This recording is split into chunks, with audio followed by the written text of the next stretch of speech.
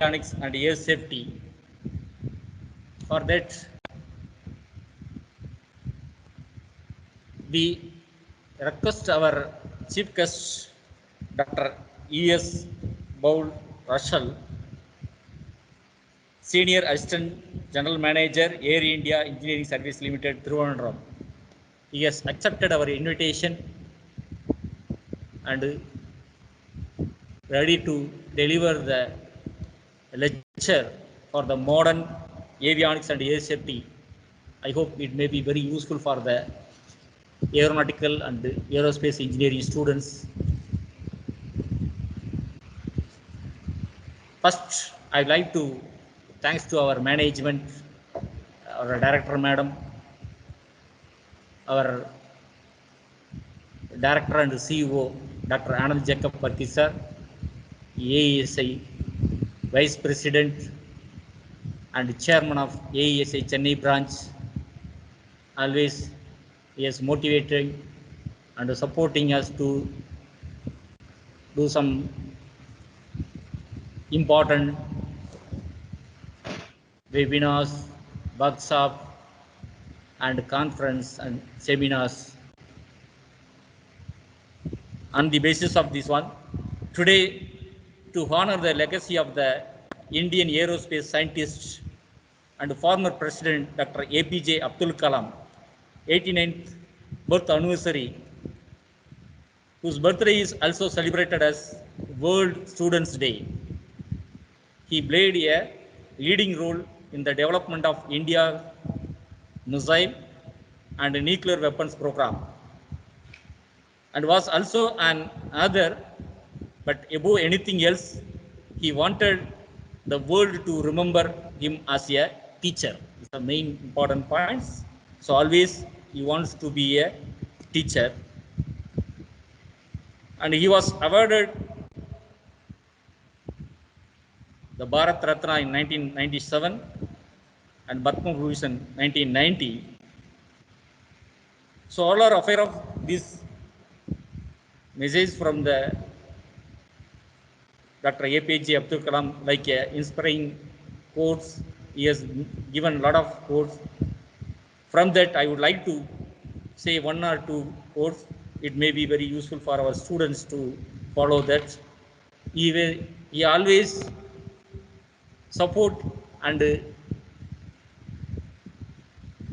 encourage and motivate our younger generation, the students fraternity. For that, he will always tell, dream, dream, dream. A dream is not that which you see while sleeping. It is something that does not let you sleep. So that is the main quote he has mentioned. That is very inspiring quote. And the second is, to succeed in your mission, you must have single-minded devotion to your goal. The best brains of nation may be found on the last benches of the classroom. So on his 89th birthday anniversary, I would like to mention about his inspiring quotes. With that, I would like to welcome today's guest, Dr. E.S. Paul Russell, Senior Assistant General Manager, Air India Engineering Service Limited, Trivandrum. He is going to deliver the lecture on modern avionics and air safety. Welcome, sir. Thank you for accepting our invitation. Now I request Dr. Asad to give a brief introduction about our guests. Thank you, sir. I welcome all of you to the webinar, and I also welcome you all who would like to remember our great scientist and former president, Dr. APJ Abdul Kalam. So I think it's a very special occasion for all of us who have always admired him, and as a president and also as a scientist, and has made immense contribution to our country, as to even education. As HOD sir rightly pointed out, he wanted to be remembered most as a teacher, So he's also very dear to our teaching community. So it gives me immense pleasure to welcome. So we have chosen an apt person to give a webinar on this occasion of a birth and 89th birth anniversary of our great scientist Dr. APJ Abdul Kalam. I would like to welcome introduce Dr. U.S. Paul Russell, who is a Senior Assistant General Manager with Air India Engineering Services Limited. So he's an aviation professional with more than 35 years of experience and is currently working with Air India. He is specialized in avionic systems of modern civil aircraft and human factors in aviation, a branch of aviation psychology. He is also currently heading the Maintenance Training Organization, MTO, a functional unit of Air India Engineering Services Limited at Trivandrum, Kerala, which is approved by DGCA. Presently, he is engaged in imparting or organizing training programs to pilots, engineering executives, aircraft maintenance engineers, and technicians in Airbus A320, A319, A321, A300, B2/B4, and Boeing 737NG aircraft and V2500 CFM 56-5B, 7B, and JT8D engines and allied subjects. He is also an adjunct faculty with various universities and colleges all over India. He has an extensive practical experience in the troubleshooting, removal, installation, and testing procedures of avionic systems and components of Boeing and Airbus aircraft in the fleet of Air India Limited.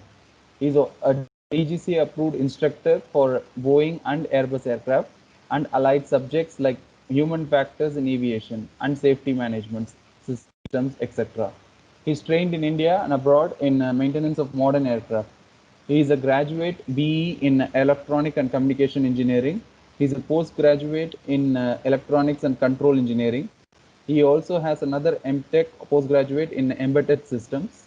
He also has another postgraduate MBA in General System and General Stream and a diploma in Training and Development as well. He also has an MA degree in Psychology. He also has a PhD in Electronic and Communication Engineering. He has the avionic licenses for the aircraft maintenance engineering issued by DGCA. Sir, I'm sure that with all your great knowledge and your great experience that you have, that you will be able to deliver a very useful and a fruitful webinar for all our students and faculty community. And you're most apt person to help us. Help us gain knowledge during this auspicious occasion of 89th birth anniversary of Dr. APJ Abdul Kalam. So over to you, sir. You can start your webinar. Thank you, Dr. Asad. Sir, before that, I would like to say one or two words. On the occasion of his birthday anniversary, our department has conducted one online video competition. In that, many of the students have participated. We selected two students that the prize announcement may be during the later by our chief guests. Thank you, sir. Thank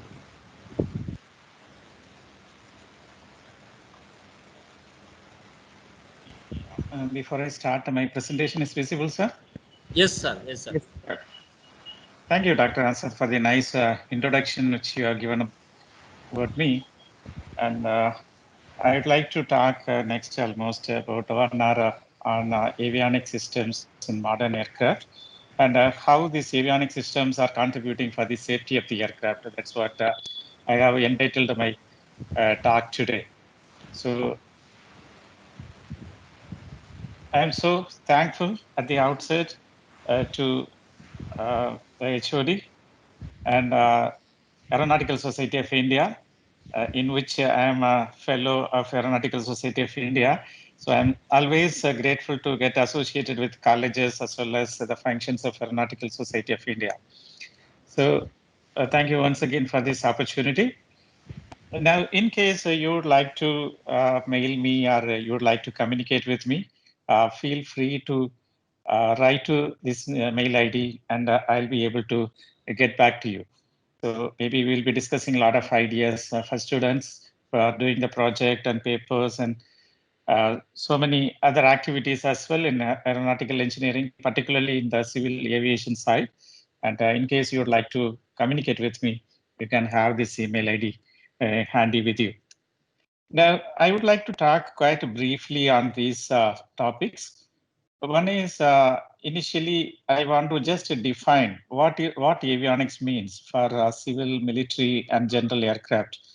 There is a thin line difference between the civil, military, and general aircraft is concerned for the avionics systems. And very brief and as well as very simple definition I would like to offer before I start with. Secondly, let us see about why this avionics system development is quite popular in the aircraft. It is like up to 80% of the cost of the aircraft goes to the avionics systems nowadays, depending upon the application anyway. So why avionics systems are quite popular and what are the typical drivers for avionics system development? That's what we will talk about. And then I would like to introduce some latest concepts like integrated systems such as air transport management, integrated modular avionics, and the line replaceable module. You know, when you study some avionics books or avionics concepts, these words or these technical terms are very frequently used. So I'd like to define these technical terms to you in a brief way. Then what is the need for development of digital primary systems? And nowadays in the very modern aircraft, no mechanical backup is used. There is no need to have any mechanical backup. And then the digital primary systems, how they are protecting the aircraft and help in the efficient operation of the aircraft, we'll briefly discuss. Then I'll come to the safety aspect. So various dangerous situations in aviation and aircraft and how these avionics systems are helping in avoiding these dangerous situations. So there are a lot of dangers surrounding the aircraft, and air transport is one of the quite safest mode of transport nowadays. And just let us see how this particular aspect is achieved. Then human factors and ergonomics are the modern subjects associated with the aviation psychology. So I would like to just introduce that to you, and then you can just read, or you want more details, you can contact me as well. Now, fly-by-wire is the latest concept in which the mechanical controls or mechanical linkages is converted into electrical wire, and the signal is transmitted, electrical signal is transmitted rather than mechanical inputs and signals. So we'll talk about fly-by-light as well. So what I mean is the copper wires in which electrical signals are transmitted are replaced by fiber optic cables nowadays, and that's what we call it as fly-by-light. And hybrid technologies combine both fly-by-wire and fly-by-light. So this is a modern trend where hybrid technologies are used, where fiber optic cables at most of the places, and some peculiar places fly-by-wire, otherwise copper cables are used. Then various sensors, instrumentation, electrical power, communication, navigation, all these things I'll try to touch upon. In case in 1 hour I'm not able to complete it, and then someday I request HOD to arrange one more webinar like this so that I'll be able to cover little advanced topics to you. Then the application of carbon nanotubes, then 4-dimensional navigation systems, which is the latest application right now, then advanced flight management system. Then I'll be just showing pictures of some modern advanced cockpits and how they are organized. Now, when I say the latest concept of avionics, so I would like to talk about the avionics as available in Airbus 380 and Boeing 787 Dreamliners. So we'll take these two aircraft as the examples so that we can discuss what is latest. Though 380 is not very successful aircraft, though it is huge and having the best technology available, but still there are some issues with 380 operations. But still, we have to appreciate the technology involved there, and that tested technologies are used in even smaller aircraft. So for our discussion, we will take Airbus 380 and 787, and sometimes I'll touch upon Airbus A350, 350 as well, which is again one of the latest aircraft. So these are the aspects I am planning to talk to you, but as far as possible, I'll just complete it and then let's see how it goes. Now, first of all, the simple definition of avionics. So it can be defined like this. After attending a seminar, you should at least remember what avionics means to you. So that's what I thought of telling you the definition initially. It's a branch of engineering which deals with electrical sciences in aircraft. What I mean is any electrical science application like instrumentation, electrical or navigation, or anything which is in the electrical sciences, if it is put in the form, put as an application, that's what we call it as avionics. And now, why avionics is required or why avionics is important? When you talk about why avionics is important, and it is required for these purposes. One is for the automation. Nowadays, the modern aircraft, there is no need for pilots to operate the aircraft at any point of time. Before starting of the flight, from where to where we have to go, and that is inserted into the flight management computers. And the aircraft takes off, aircraft flies through the required route and then required altitude, speed, and all these profile it follows, and lands at the appropriate airport, and then aircraft is brought back to the parking bay. So all these things are totally automatic, and there is no human intervention required in real sense. So that's what the highest degree of automation we see, and this is achieved only with the help of avionics. Secondly, controlling the aircraft very perfectly, very precisely, so that the aircraft doesn't go left or right, up or down unnecessarily. It flies exactly on the path where it is intended to fly. So that's what controlling the aircraft perfectly on the route. And the third is the safety aspect, and which is very important aspect, particularly the civil aircraft is concerned, where passengers fly, safety is an important aspect. So to enhance safety as well, these avionic systems are used.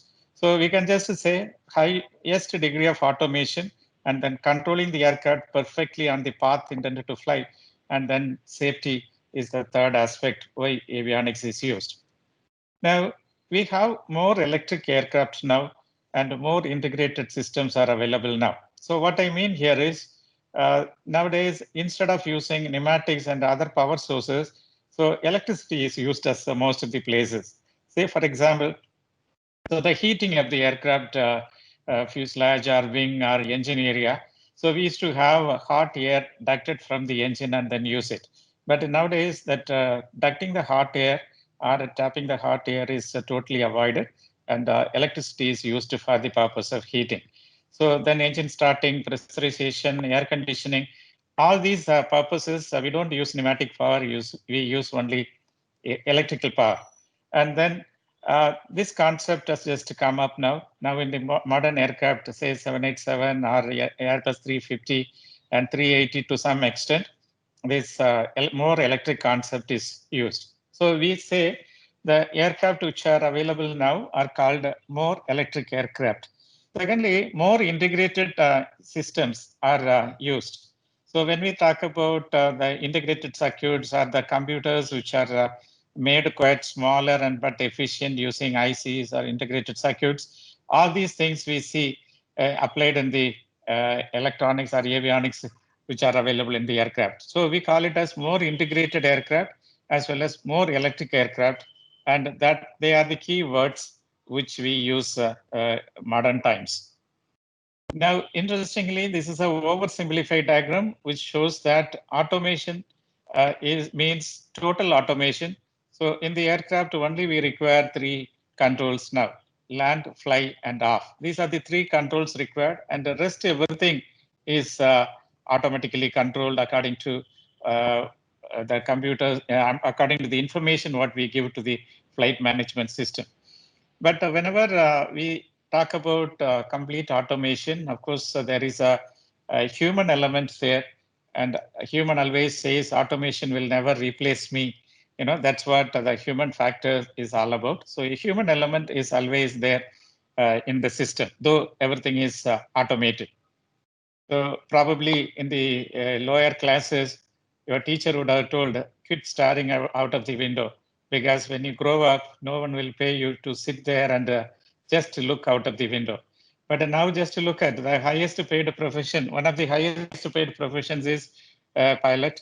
And then they sit in cockpit and they always wanted to see outside because they had to look for any dangers or any traffic, any other aircraft and so on. So that is completely steering the aircraft along the desired path and in the profile in which it has to fly, everything is done automatically by the computer system itself. This is what automation means to us. So next, I would like to introduce you what are the functional areas of avionics. Avionics is now a well-developed term, and that has a lot of areas in which applications it finds. So practically, avionics has a lot of functional areas. And first one is instrumentation system. So the aircraft instrumentation system is peculiar and it is very specialized, in which the sensing of signals from different sources, processing, and then displaying it appropriately in the modern display devices in the cockpit. So all the three aspects of sensing, processing, and display, which is peculiar to the aircraft instrumentation system, they are available in the aircraft. And that is one practical application of avionics. Second thing is electrical system, aircraft electrical system. So aircraft electrical system is concerned now, as I spoke about more electric aircraft, of course, we need to have uninterrupted, good quality power supply always available in the aircraft. So normally these power sources are from engine-driven generators, mean generators which are driven by the engines, and it produces electricity. So in addition to these engine-driven generators, we have auxiliary power units, which exclusively give electrical power, and in some cases pneumatic power also. And then you have batteries, static inverters, and so on. So all these electrical systems, they are put in the aircraft with utmost care, and then they are quite safe in its operation. So what we can say, the generation, then distribution, utilization of all the three aspects of normal electrical system is well laid in the avionics or well laid in the modern aircraft. So the generation of high quality or good quality electrical power is available, and it is distributed with utmost safety throughout the aircraft where it has to go, and then utilizing it for the lighting power, heating power, or operating the hydraulic system or any actuators. All these things, electrical systems, the electrical power is available. Thirdly, radio communication system, which are there in the aircraft, which serves both voice as well as data purposes. So when the voice communication is concerned, we have communication in VHF, HF, and UHF frequency bands. Whereas data communication is what is available in the aircraft, and that is available in real time on ground servers also, so that we'll be able to track the aircraft. And probably you could have seen that Flight Radar 24 app, which is there in Android as well as iOS. The Flight Radar 24 app just shows about where is that aircraft and how it is flying, what's the height, what's the speed, and all the data. So all these data are available in real time to the ground. And for the operators or for the airline companies, it can give additional information about what are the equipment available, what are the equipment not operating, and the complete system. And in future, this particular data aspect, which is called ACARS, ACARS, that is a aircraft communication addressing and reporting system. And this ACARS system can serve as a replacement for the black box which are there, which contains a lot of data. Because real time, everything is available, the operational status as well as any failure information from the aircraft. Now, other than that, the voice communication is used for communicating between aircraft as well as between different ground station and the aircraft and vice versa. So both the voice communication and data communication are available in the modern aircraft.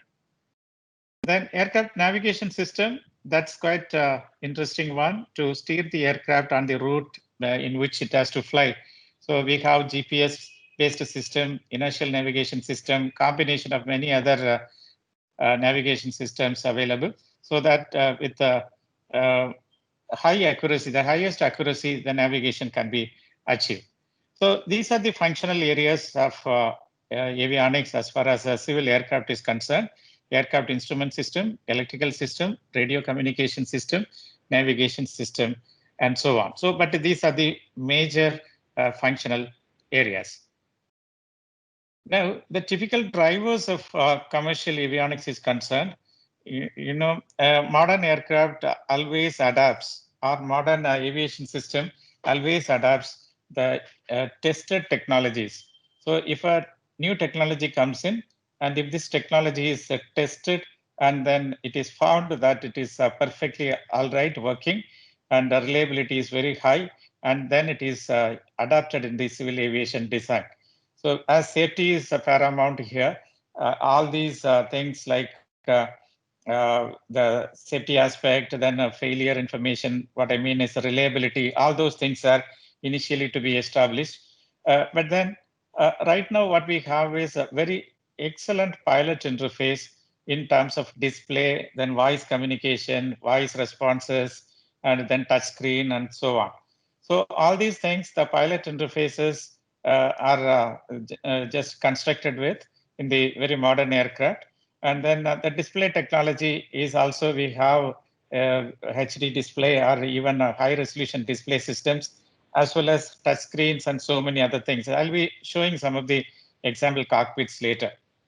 Then human factors is very important. That is the humans committing any error when they are operating the flight or maintaining the flight. So if a human wanted to create, or humans are doing anything erratic, and that error should not be affecting the aircraft. So we have a lot of human factor principles which are adapted. What I want to say, even a human wanted to commit a mistake, and that computers will not allow the human to commit a mistake. That much combinations of intelligence is available inside this system. Then crew workload is concerned, it is minimum, and crew is in a supervisory role, looking after everything.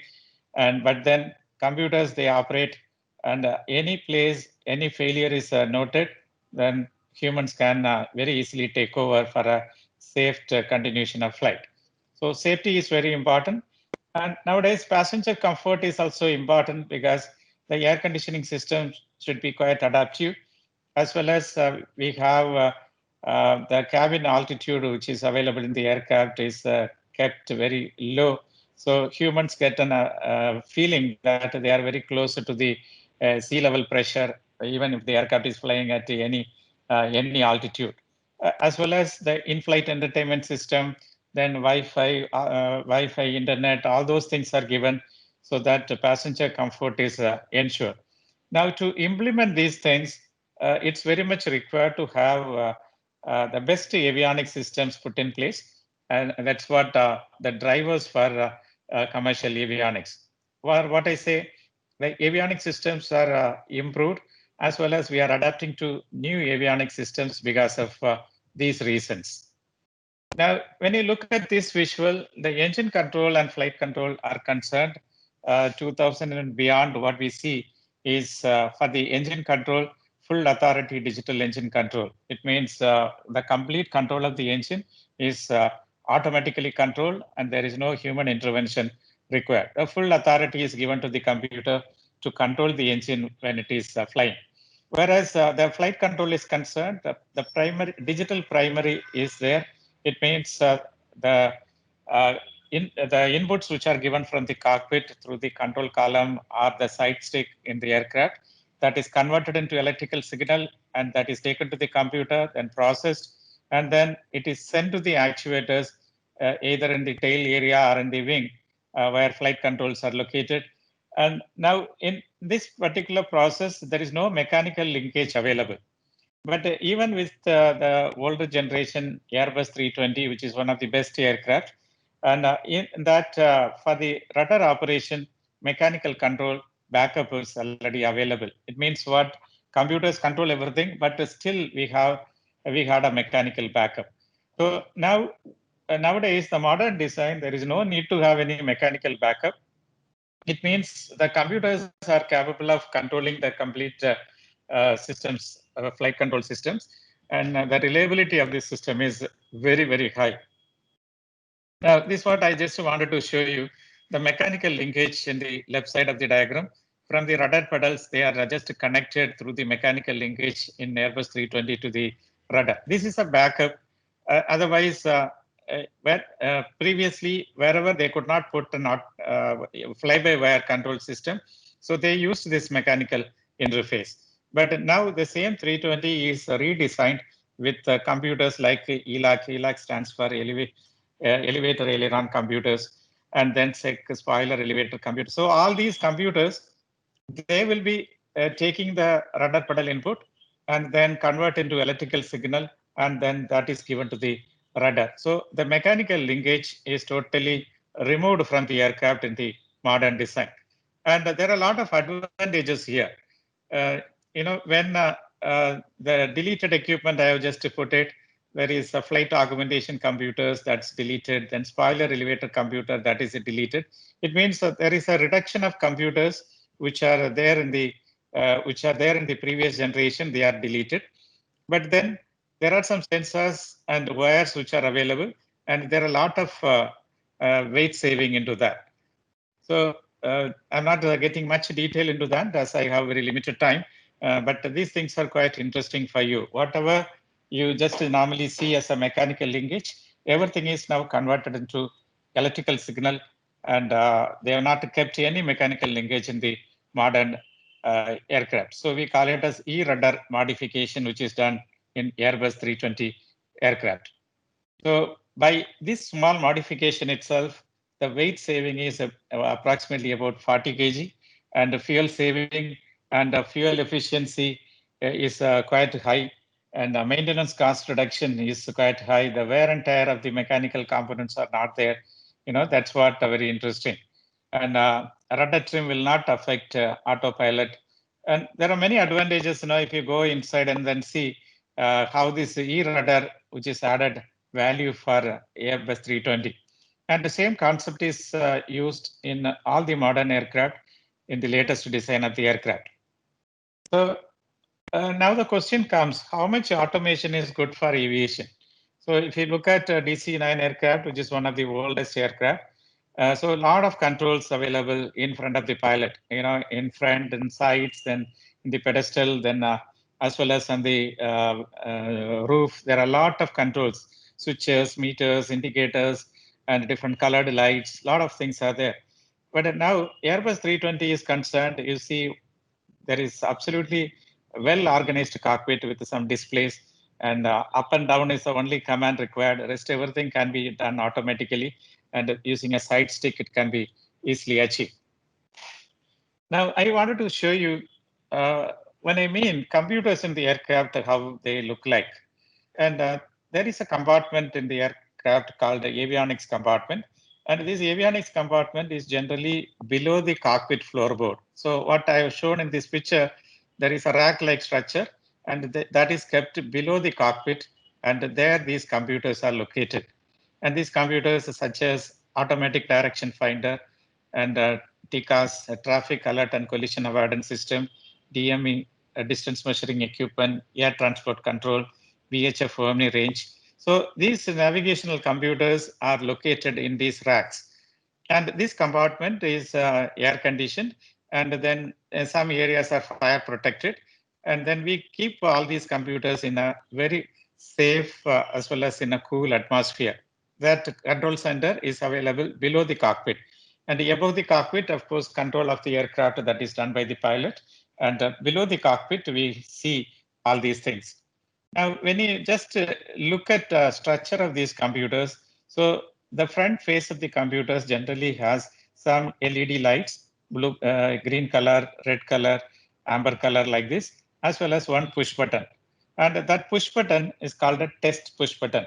Whenever we want to check the computer is okay or not, we just press that particular test push button, and green light comes on. Out of that, everything is fine. So like this, the test can be conducted in the conventional aircraft. Now, all these computers are quite expensive. they may be ranging from say about 10 lakhs to 2 crores. That's the cost of these computers. And we have plenty of them. Typically, in a Airbus A320 aircraft, there are 80 computers, 80. And these 80 computers are kept in this place. So this is quite interesting to see all the computers are put in the rack and then kept in the same place. I'll show you some pictures in Boeing 747. This is what that avionics compartment looks like. A lot of computers here, and all these computers are kept in the avionics compartment, and they are in a very cool atmosphere so that overheating is avoided. Now, interestingly, as I told, these computers are very, very expensive. Nowadays, there is a concept called integrated modular avionics, which has come in. And in the integrated modular avionics, which first started in Airbus 380, and nowadays it is adopted in most of the aircraft which are there. And in these LRUs, otherwise line replaceable computer A, computer B, computer C, and these are the computers which I have shown in the previous slide here. And these computers, they do a separate functionality. Say, for example, this TCAS computer will be able to do only traffic alert and collision avoidance. And this will be able to do only distance measuring equipment. And this cannot do any other function. As well, this cannot do any other function. But in the integrated modular avionics, what they have planned is all these different computers with individual functionalities are put inside a single computer itself, and which can be programmed. So it is quite simpler. You take a computer from the shelf, program it, and use it for a purpose. Say, for example, one computer you take it, and then you can program it as a flight control computer, and then use it. The same computer, take it, delete that program, put another program as a landing gear control computer, and then use it as a landing gear control computer. So the main advantage of this integrated modular avionics is, so the spare parts need not be kept for all the individual computers separately, which are quite expensive. Say, if an aircraft is operating about 100 stations, each station we need to keep spare parts of all the computers. But now that is avoided. We keep only one type of blank computer, take it, program it, and use it whenever you want to replace a computer. And this is a very interesting concept. Nowadays, a lot of job opportunities also if you have a full-fledged knowledge in the integrated modular avionics, and you can study that. Of course, a lot of programming is also involved into that. Maybe you can attempt a project work along with some ECE students, a combined project, aeronautical as well as ECE students. So this will be a very interesting project. And if you have a domain knowledge, and I strongly feel industry needs you. So integrated modular avionics is a present day concept. So that's what we can see here, LRU-A, LRU-B. LRU stands for line replaceable unit. These are different computers, and they have different applications. And these computers are just put into integrated modular avionics, IMA here. That's what quite interesting. No, I'm not talking much about it. Maybe in some other occasion, when I get an additional, another opportunity, I'll be able to talk more about this. Possibly, so I prefer to talk this as a combined talk with electronics and communication or electrical electronics people as well as aeronautical. So you can just work together to make this system much better in the form of a project or term paper or anything. Now, there is a standard used in the aircraft recently, and you have to remember the name of the standard called Avionics Full Duplex Switch Ethernet, AFDX. AFDX is the standard in which the computers are connected. Previously, that was ARINC 429, ARINC 629, like the different standards. But nowadays, the Full Duplex Switch Ethernet, it is just like an Ethernet what we use for networking of computers on the ground. And a similar concept is used, but a modified version of that. The modification is to accommodate the peculiarities of avionics. So if many computers are there in the aircraft and how they are connected with each other using this particular standard, which is called AFDX, Avionics Full Duplex Switch Ethernet. So now use of this particular concept, which I called IMA, has done a lot of changes, a lot of good things it has brought in to the civil aviation. So I'll just discuss some of them with you.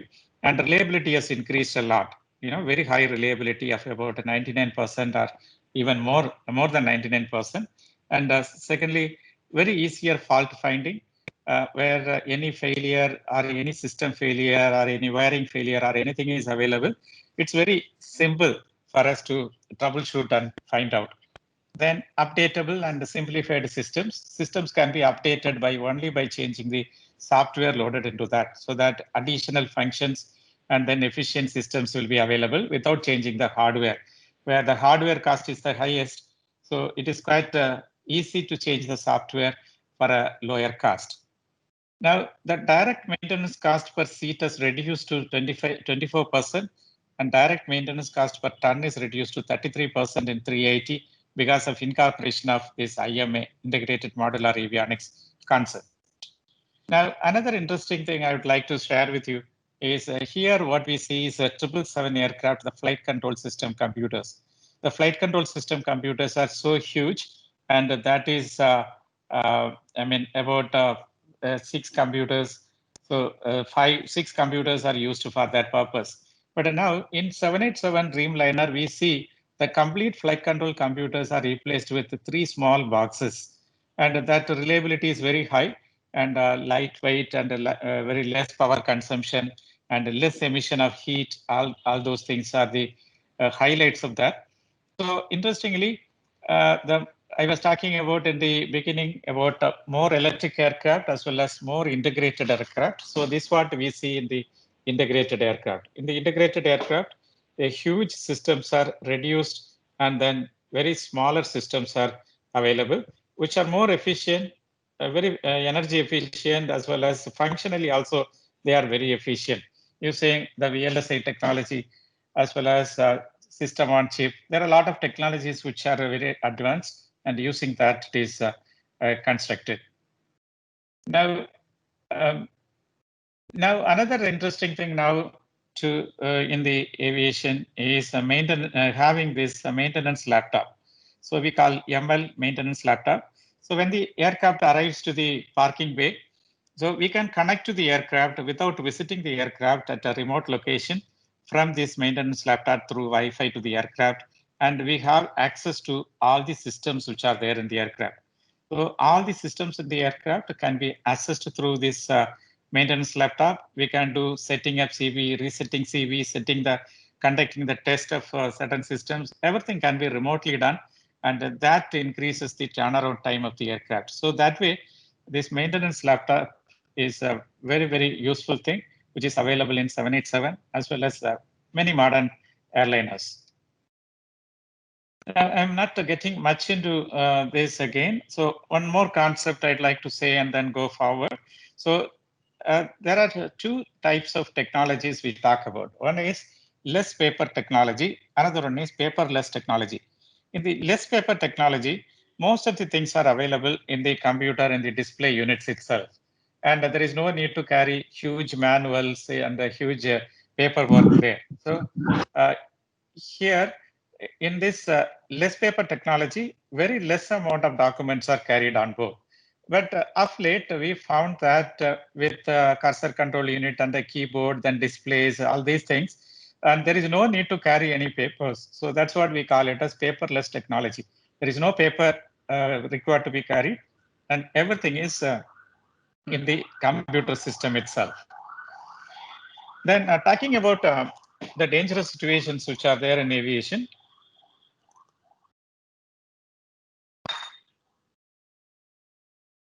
So there are a lot of risk involved in flying.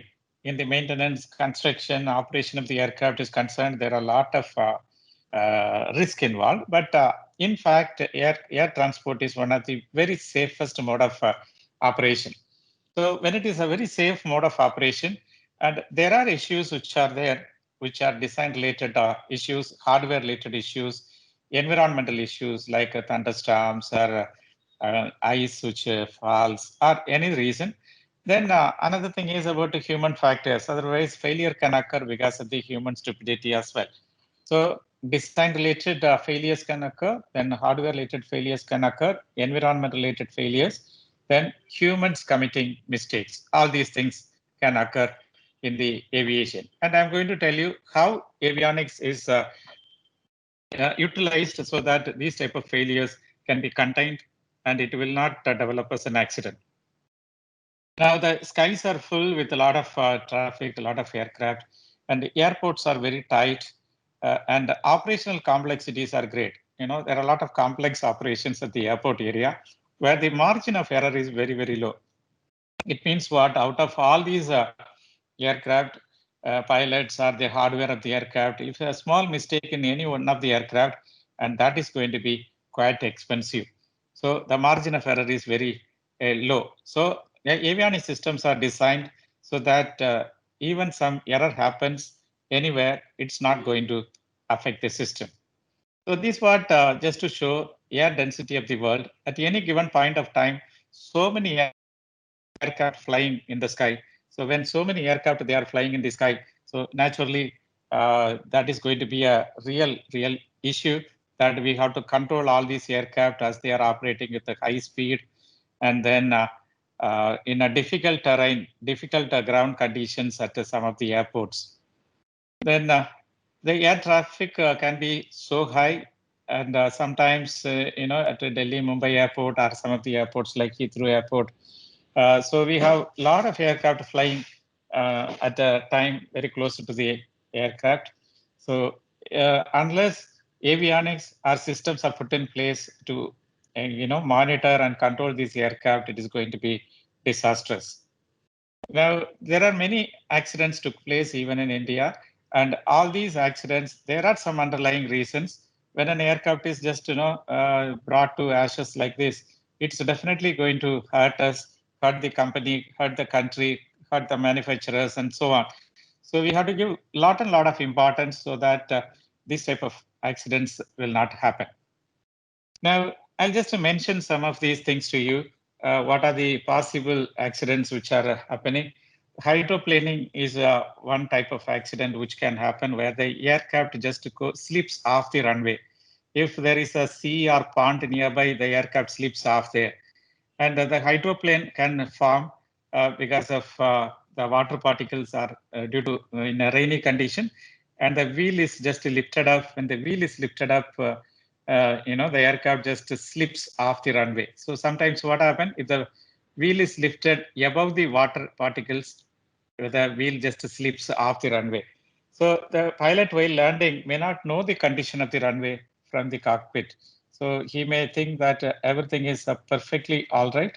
When everything is perfectly all right, it's very difficult to see that when the aircraft is landing, we will not be, you know, we will not be able to predict what is going to happen.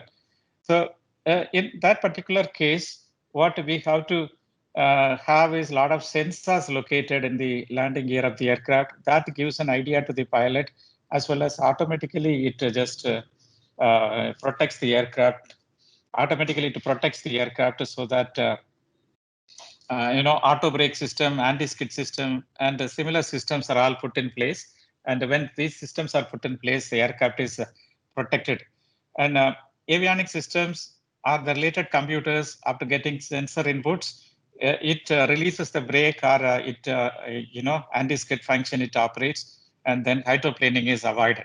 I'll show a couple of pictures which happened at Jaipur because of the hydroplaning, and then these are some of the runway excursions and runway overruns happened because of this hydroplaning or similar reason, where aircraft slips off the runway and then goes quite far away. And these things can be very well controlled now with the help of avionic systems. So these are the pictures of runway overrun, and the landing gear structure of the aircraft is totally spoiled. And interestingly, we need to keep everything intact before flying. You know, this whatever I have shown in this picture, this type of maintenance cannot be done. You know, when something is not working in flight, we can just go out and then make it all right, and that is not possible. So everything should be operational on ground. So the reliability of the system should be quite high. So I always say this, the propeller is just a big fan in front of the plane, used to keep the pilot so cool, because when it stops, you can actually watch the pilot start sweating. So the propeller should be very reliable and it should be operating always. Otherwise, the disaster will happen. So nowadays we have, with the help of monitoring systems, avionics, so we are able to maintain the aircraft as well as monitor the aircraft, and everything can be put in place quite efficiently. Now see here in this visual, you can see engine damage because of this runway excursion. And that is a very expensive thing which could happen to any aircraft. So these are some of the pictures, some of the real accident which happened. Now, there is a danger called wind shear. Wind shear can occur. And this is what one of the typical cases in which the aircraft was just approaching in this path. And when the aircraft was approaching this path, this cloud base could be seen from the aircraft cockpit itself in the weather radar system. So it could be seen. But then the same thing happened. When the aircraft was flying, the cloud also moved, and the aircraft got into that cloud base with the thunderstorm. And finally, what happened is aircraft came down very heavily and hit ground, and landing gear got detached and the aircraft totally damaged and passengers suffered injuries. So this type of wind shear related accident can happen when the aircraft flies in an atmosphere where it is raining heavily, or a wind shear or wind operations happen. And this is to be found out much in advance, and then aircraft flying through that this area should be totally avoided. So if you just look at wind shear, and in the cloud base like this, in the cloud base, there will be strong wind from top to bottom like this. After touching ground, the wind can go up. So in this case, when the aircraft is coming here for landing, this wind will just push the aircraft up. But the pilot tries to bring back the aircraft to align with the runway. And there is a strong wind here, which is blowing from top to bottom to hit the aircraft. So this phenomena is very rare, but sometimes it happens in some of the airports which are located very closer to the sea. And now we have to find out much in advance, like this, the wind from top to bottom and then bottom to up. So wind is shearing here, and aircraft coming here is going to get affected. So we have to have an electronic system, and which gives caution initially before approaching, and then warning before approaching, so that the pilot will not come for landing. He will go around and then come back for landing. At the time, the wind shear may not be there. And when wind shear is there, naturally that audio wind shear will be heard in the cockpit, and a message will appear here. And these are all because of avionic systems. The pilot will be able to see much in advance about these things and protect the aircraft. But having said that, I just wanted to tell you, this wind shear cannot be seen by the pilot for the normal eye. For the naked eye, he will not be able to see. So, but the wind shear will be like this. The air coming from the top will be just going and changing the direction. So if this cannot be, because this cannot be seen by the pilot, of course, we need a computer help, weather radar help to find out this thing and then alert the pilot. Now we have a radar system like this available in the nose of the aircraft inside. And if any cloud is available, then that is indicated in the cockpit like this. The green color means very thin cloud through which you can pass through. Yellow color means cloud you have to pass through with caution, whereas the red color cloud is so thick and you cannot pass through. So all these information is given to the pilot, but then it is taken for processing, and then wind shear warning is to be given much in advance. So even you can try to make a small prototype of wind shear warning. Maybe some electronics is involved here, and how this wind shear warning can be detected and informed to the pilot much in advance. It's a very challenging one. So this is what the weather radar antenna looks like in the modern aircraft. And then airport environment also can be reason for the accident. Now, the tabletop runway is like this. The runway located above the hill, we need to have a very proper, glide slope and localizer systems, and that is available. Then only landing will be proper. Then the landing at the nighttime condition, as well as in the rainy conditions like this, lot of lights are available, and the brilliance of these lights are very high. And if it is raining in the night, naturally there will be reflections from these lights. But then airport landing system is made of application of avionics system. With that, the aircraft is able to land perfectly into that. Now, another avionics application is aircraft hitting the mountain like this. This is the runway, and this side you can see city. City can be there, and this is the mountain in between. When the aircraft is coming like this, by chance, this mountain is not visible, or due to any reason, the aircraft can get into an accident. What you are seeing is one of the aircraft accident here. So this type of accidents happened quite often previously, but nowadays they put one avionics computer called EGPWS. EGPWS stands for Enhanced Ground Proximity Warning System. And the Enhanced Ground Proximity Warning System, so that detects the mountains or high-rise building or any obstacle and warns the pilot much in advance so that he can avoid that. Aircraft flying towards the building or aircraft flying towards the mountain like this. And in the display unit in the cockpit, this type of pattern is given. If it is red color patches, something similar to weather systems, weather radar systems. If it is red color, then you should not, you have to understand there is a mountain above your altitude. So like this GPWS or eGPWS computer can give the proximity of the ground stations. That is one of the equipment which really saves the aircraft. Now, the structure of the aircraft can damage like this if an aircraft is landing in a high-speed configuration. So for this purpose, what is the speed of the aircraft? That is constantly calculated. What is the speed of the aircraft? What is the landing weight? All these things are calculated by flight management computers, and it is advised to the pilot so that high impact can be totally avoided. But nowadays, the carbon fiber reinforced plastic materials are used, and that will not give this type of impact. But then carbon nanotubes, which are going to be used as the material in the next generation aircraft, this type of accidents are going to be very, very rare. Then crosswind can also create some issues, and that is very hazardous. Aircraft is just pushed away from the landing strip. And in this side, high-rise building or terminal building, anything is there, that is going to be quite dangerous. The flight control computers, they help the aircraft to ascertain this condition and then fly the aircraft.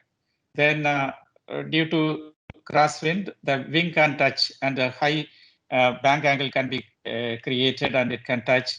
And in this picture, you can see the wing touching and the fuel is stored in the wings. So it catches fire. So that way it is going to be quite dangerous. Next avionics application is collision of aircraft can be avoided. If two aircraft in the same altitude when it comes up, and the collision can be totally avoided. This is one of the worst accident happened in the aviation. And on March 27, two 747 aircraft got collided, and a lot of people died, and 583 people died. After that, they have put some system in place called the traffic alert and collision avoidance system when two aircraft are very close to each other. But this computer also can be redesigned, and you can make some new design, because a small aircraft is concerned. The pilot is sitting here and he will not be able to see the small aircraft. But putting a computer traffic alert and collision avoidance system into the small aircraft is really challenging. So you can create or you can design a new system to avoid this collision also. Now, this what a typical antenna and the computer, the TCAS, otherwise traffic collision and avoidance system looks like. This is a computer, this is an antenna, this is what the display is concerned. Display is concerned, this is the path of the aircraft. This green line is the path of the aircraft. If the traffic is, not a threat, it is displayed like this. It means other aircraft which is not a threat, it is displayed like this. And if it is little dangerous, it is displayed like this. And the aircraft is going to be a real threat, it is displayed like this. Or we have to change our altitude as well as direction, then it is displayed like this. So these are showing the outside traffic, and it is displayed in the cockpit. And depending upon that, we can steer the aircraft. So this system is definitely going to save a lot of lives, and that is put in all the aircraft which are flying in the sky. So naturally, a mile of highway will take you just 1 mile, but a mile of runway will take you anywhere, but the conditions apply. Sir, I think I am exceeding the time. Is it okay if I take another 5 minutes more? Yes, sir. Please, sir. Because no issue. You can go ahead. Okay. Another 5 minutes more I'll take, and then I'll open up for some question answers from you. In case you have any questions, you can just ask Yes, me. sir. Yes, sir. Yeah. Yes, sir. Please. Now, the hailstone damage can also occur. Hailstone damage is, the ice which is there in the rainy season, and that can damage this nasal area, air intake area. And if this area is damaged, the air intake will not be proper, and that is going to be quite dangerous. And we have these blades bent because of this. And you can see these are the damages created because of the ice which are there.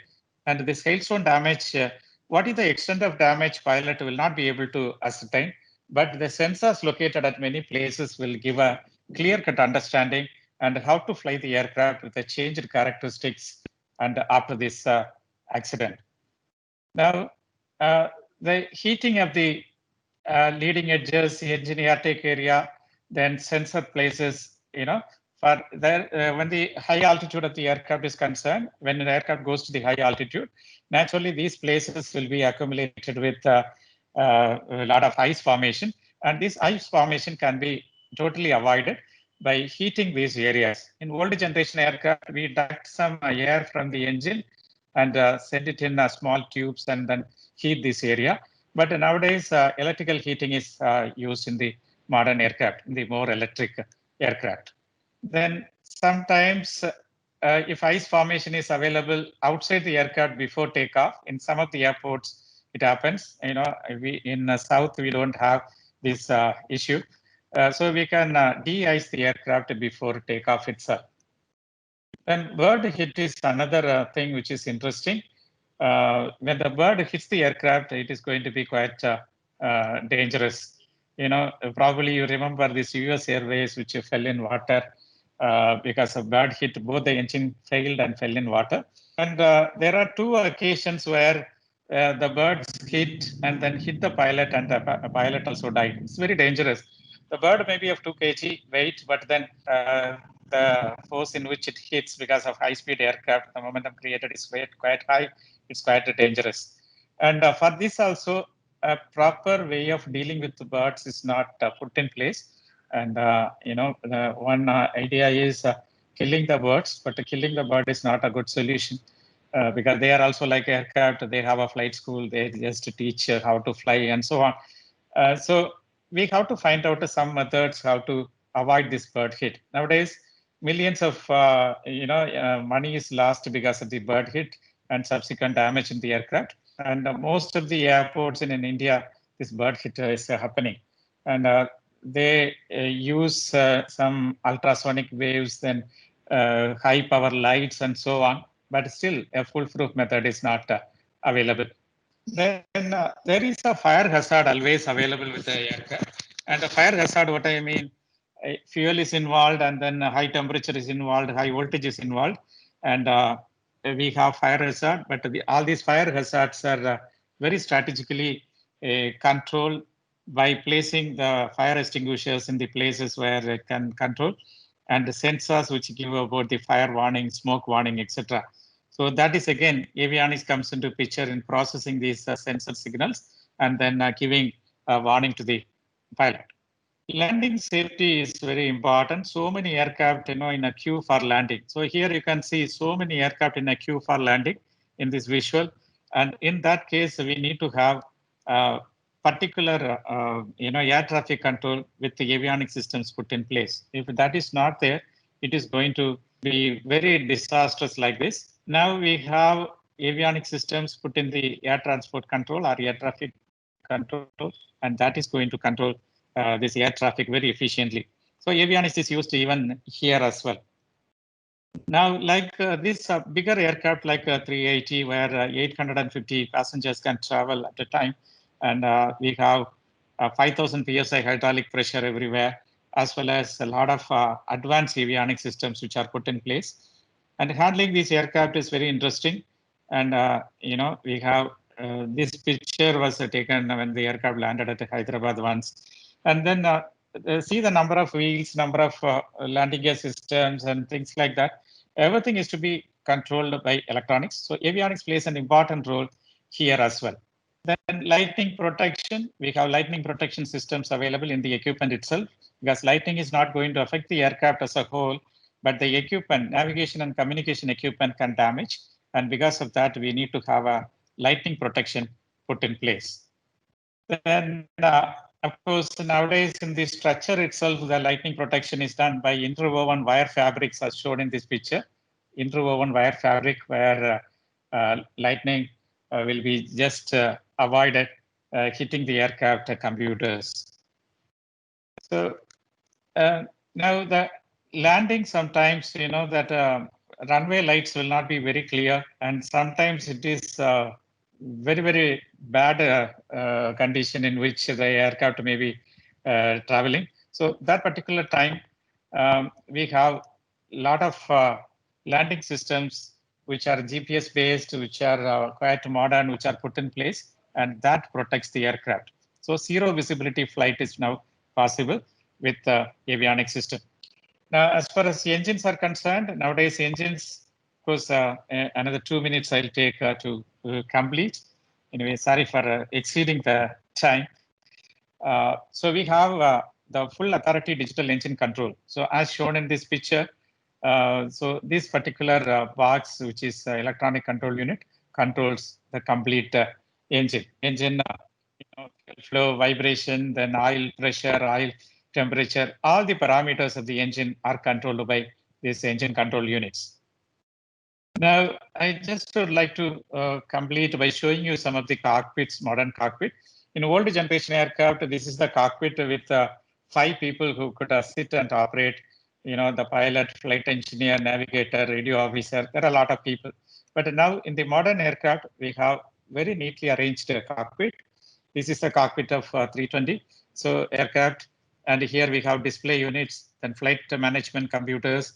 Then we have a printer located in this area. Then we have a CD drive. Then this controls which takes the to operate the aircraft. So all these things are systematically kept in.